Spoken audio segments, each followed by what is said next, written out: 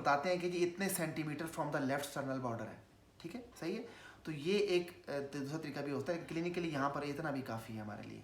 अच्छा, ये होगी लोकेशन। लोकेशन का मतलब है आपने एग्जैक्टली उसको बताना है कि किस जगह पर है, कि my patients apex beat lies in the fifth intercostal space medial medial to the just medial to the mid clavicular line, ठीक है। अब एपेक्स बीट को जब आप यहाँ पर पैल्पेट करते हैं तो सिर्फ आपने एपेक्स बीट पे यही नहीं कहना, एपेक्स बीट के कैरेक्टर के ऊपर थोड़ा सा कमेंट करना है कि जब मैंने हाथ लगाया था तो एपेक्स बीट का कैरेक्टर कैसा था। कभी कभी एपेक्स बीट थर्स्टिंग इस तरह होती है, ठीक है, और कभी कभी एपेक्स बीट टैपिंग होती है। टैपिंग का मतलब ये कि मैंने हाथ लगाया तो लग रहा है कि मेरे हाथ पे नीचे से कोई चीज़ टैप कर रही है, ये टैपिंग एपेक्स बीट है। और हीविंग या थ्रिलिंग का मतलब ये कि एपेक्स बीट जब मैं यहाँ हाथ रखता हूँ तो मेरा हाथ पूरा उठता है ऐसे, मेरे हाथ को आप फोकस करें, अगर मैं हर एपेक्स बीट से मेरा हाथ ऐसे हो, इसका मतलब ये है कि ये हीविंग एपेक्स बीट है। सो हीविंग एपेक्स बीट है या टैपिंग एपेक्स बीट है, इस पर भी आपने कमेंट करना होता है। सो पहली कमांड हमारी ये थी कि लोकेट एपेक्स बीट, तो मैंने आपको बता दिया कि लोकेट एपेक्स बीट किस तरह करते हैं। सेकंड कमांड हम अक्सर स्टूडेंट्स को देते हैं कि आस्कल्टेट एपेक्स बीट।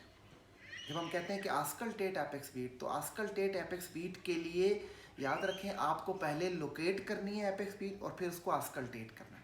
बिकॉज अगर हमें यही नहीं पता कि एपेक्स बीट कहाँ है तो डायरेक्टली हम स्ट्रेस कैसे रख सकते हैं, क्योंकि एपेक्स बीट को तो एपेक्स बीट डेफिनेशन ये है कि lower most and outer most pulsatile area. इसका मतलब आपको ढूंढना है पल्सेटाइल एरिया को और उसको आस्कल्टेट करना। तो अगर कमांड हो कि आस्कल्टेट एपेक्स बीट, तो मैं पहले जो है वो ये सारे स्टेप्स करके इसके एपेक्स बीट को लोकेट करूँगा, एपेक्स बीट कहाँ है, और उसके बाद फिर मैं स्टेथोस्कोप यूज़ करूँगा। अच्छा, स्टेथोस्कोप में जो ये साइड होती है जो कानों में लगाई जाती है, इसको आपने फ्रंट की तरफ रखना है। स्टेथ में अगर ये ऐसे हुई हुई हो स्ट्रेट तो ऐसे नहीं, क्योंकि हमारा जो एक्सटर्नल ऑडिटरी कैनाल है वो ज़रा सा मीडियली होती है, तो ये ऐसे होगा, इसको आपने ऐसे लगाना है स्टेथ को। अच्छा, इसके बाद स्टेथ को लगाने के बाद आपने इसको चेक करना है कि मेरा स्टेथ ऑन है कि ऑफ है। आपने ये देखिए इस तरह करने से स्टेथ ऑन और ऑफ हो सकता है। आपने जब किया इस तरह चेक करना है, ऐसे नहीं चेक करना। आपने ये चेक किया कि हाँ जी मेरे मरीज़ का ये स्टेथ ऑन है, ओके। फिर आपने स्टेथोस्कोप को पकड़ने के कई तरीके होते हैं, लेकिन आई यूजली प्रेफर कि प्रोफेशनल वे है कि आपने स्टेथ को ऐसे पकड़ा, आपने इस तरह स्टेथ को पकड़ा और यहाँ पर स्टेथ को रखा।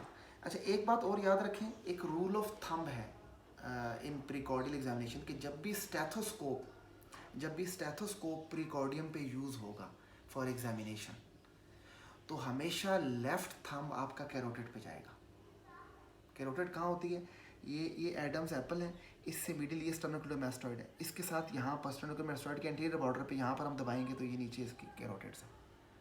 अच्छा, अब कुछ लोग ये कहेंगे कि ये कैरोटिड पे आप थंब क्यों रखते हैं, तो याद रखें कुछ मर्मर्स सिस्टोलिक हैं, कुछ मर्मर्स डायस्टोलिक हैं। अब वैसे तो जब आप आहिस्ता आहिस्ता एक्सपर्ट हो जाते हैं तो आपको मर्मर की साउंड से अंदाज़ा हो जाता है कि ये कौन सा मर्मर है, ठीक है। जैसे आपका कोई फ्रेंड आपसे फ़ोन पे बात करे तो आवाज़ से आप पहचान लेते हैं कि तो मेरा फ़लाँ दोस्त है।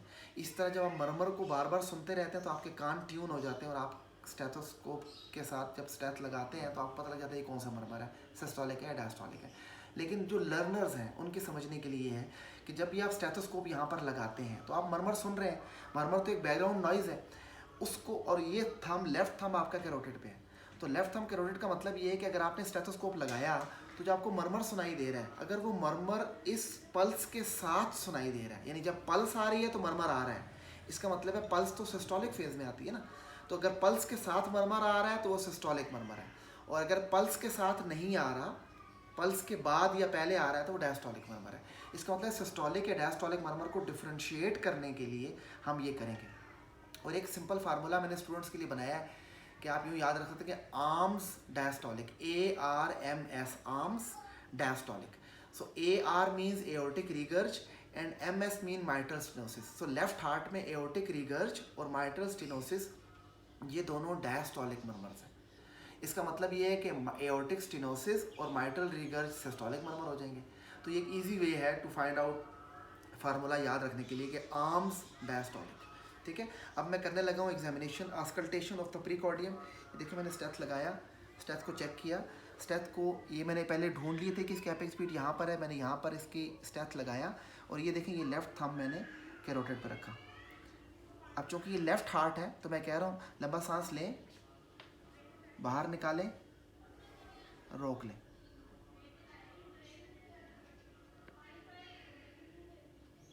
शाबाश। फिर लंबा सांस लें, बाहर निकालें और रोक लें। अब मैं एक्जिला में रेडिएशन देख रहा हूँ।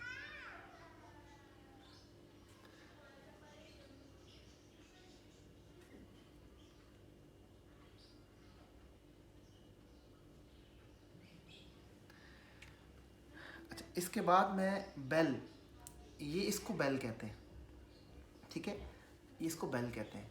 बेल के बारे में कुछ इंपॉर्टेंट बातें। एक तो ये कि बेल का मतलब ये है कि जो लो पिच मरमर हो, जैसे आप किसी कोई दोस्त हल्की आवाज़ से बोल रहा हो तो आप यहाँ करीब ऐसे कान करके सुनते हैं कि ये क्या आवाज़ कर रहा है। तो अगर मरीज़ का लो पिच मरमर है, यूजुअली जो माइट्रल स्टेनोसिस का मरमर है वो लो पिच मरमर होता है, तो आप उसको इससे सुनते हैं। इसमें ये डायरेक्ट सुराख है, तो आवाज़ डायरेक्ट सुराख में जाती है। यहाँ तो आवाज़ फ़िल्टर होके आती है उस डायफ्राम से, तो यहाँ डायरेक्ट आवाज़ जाती है और आपको अच्छी सुनाई देती है। लेकिन इंपॉर्टेंट बात ये है कि अगर आपने इसको बेल को कमीज़ के ऊपर लगाया, देखिए सपोज़ अगर ये मरीज़ ने कमीज़ पहनी हुई है तो मैंने इसके ऊपर यूँ लगाया है ये, तो आप देखें ये तो कमीज़ के ऊपर से लगेगा तो ये तो डायफ्राम बन जाएगा।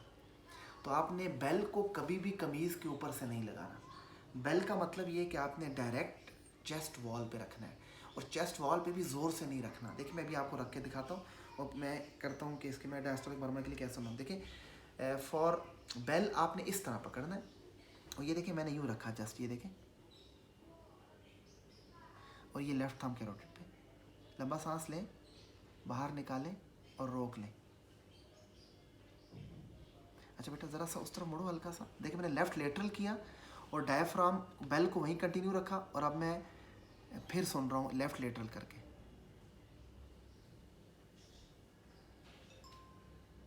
अच्छा भाई ठीक, अब सीधे हो जाए। तो ये एपेक्स बीट की आस्कल्टेशन के स्टेप पूरे हो गए, ठीक। अब दूसरा इंपॉर्टेंट, तीसरी इंपॉर्टेंट कमांड जो होती है वो प्रीकॉर्डियल एग्जामिनेशन के लिए वो होती है एओर्टिक एरिया को आस्कल्टेट करें। एओर्टिक एरिया हमें पता है कि एओर्टिक 1 यहाँ है और एओर्टिक 2 यहाँ है। अब मैं एओर्टिक एरिया की एग्जामिनेशन आस्कल्टेशन करने लगा हूँ। तो एओर्टिक एरिया के आस्कल्टेशन के लिए स्टेप्स वही हैं। आपने ये स्टेप लगाया कानों में, आपने स्टेथोस्कोप को चेक किया ये ऑन है, और आपने इससे पहले देखें एक दफ़ा लोकेट कर लिया क्या है, ये एओर्टिक 1 है। तो ये देखिए मैंने एओर्टिक 1 के ऊपर स्टेथ लगा दिया, और ये लेफ़्ट था मेरा कैरोटिड पे। ज़रा सा आप फेस ऐसे कर लें, ठीक है। लंबा सांस लें, बाहर निकालें, रोक लें। तो एओर्टिक 1 पे मैंने expire and hold the breath कराया, और ये पल्मोनिक है और ये एओर्टिक 2 है। फिर मैं एओर्टिक 2 पे स्टेथ ले गया। लंबा सांस लें, बाहर निकालें, रोक लें। तो एओर्टिक के दोनों एरिया को मैंने लिटा के सुना। अब उठ के बैठे, एओर्टिक के दोनों एरिया को मैं बिठा के सुनूंगा। लंबा सांस लें, ये देखिए लेफ्ट था मेरा कैरोटिड पे है। लंबा सांस लें, बाहर निकालें, रोक लें। अच्छा भाई, फिर मैं दोबारा एओर्टिक 1 पे आ रहा हूँ। लंबा सांस लें, बाहर निकालें, रोक लें, ठीक। आखिर में आपने कैरोटिड के ऊपर बेल के साथ यहाँ पर सुनना है। सांस बाहर निकाल के रोक लें, रोक लें, लेट जाए।